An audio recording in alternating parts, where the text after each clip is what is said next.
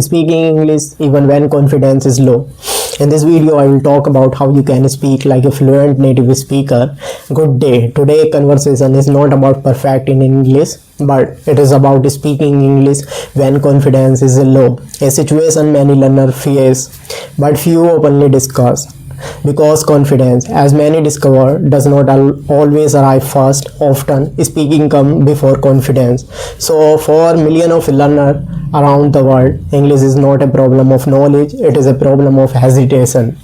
Words are now, grammar is understood, but the voice does not come out easily. That pauses, that hesitation is where confidence collapses. Let's be clear, low confidence does not mean low ability.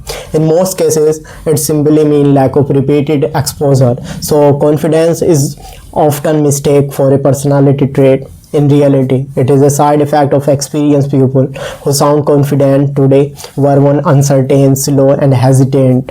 The difference is not a talent, the difference is continuation. Many learners wait confidence to speak.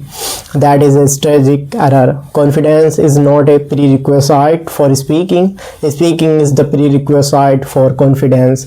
Now let us understand why confidence drops while speaking English. First, there is a fear of judgment, fear of being corrected, fear of being misunderstood.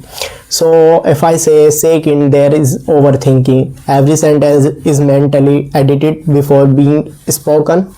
These skills kills fluency. And third, there is a comparison once English to fluent speakers create unnecessary pressure. Let's address the reality. Native speakers make mistake even they pause, the rephrase, the simplify. Fluency does not mean perfection. Fluency means continue despite imperfection. So how does one speaker speak English when confidence is low? The answer is simple but not easy. You speak anyway. At the early stage, the goal is not elegance, the goal is communication. Simple sentences are enough, like I'm going or something like that. Clear ideas matter more than advanced vocabulary. One effective technique is controlled speaking. Speaking slow, push naturally, do not rush sentence. Native speakers do not rush. The pace. Another important habit is thinking in English, even at basic level. Describe what is happening, explain what is being felt, and comment on what is being observed. This trains the brain to operate in English, not translation into it. Improvement also requires daily exposure, not long lessons or sessions. Regular session, 10 to 15 minute speak. Day build familiarity with speaking. Listening play critical role as well as sentence structure, rhythm, natural expression. This regularly shape speaking style by speaking practice. Let us talk about mistakes. Are not obstacle, they are indicator. Each mistake reveals what need attention. Avoiding mistake do not protect confidence, it delay improvement. There is also a psychological shift required. Detach self-worth from language performance. English ability does not define intelligence, it's only reflect exposure and practice. Over time, sometime interesting happens. Sentence being to form naturally, pauses shorten, confidence stabilize, not because fear vanished, but because familiarity replaced it.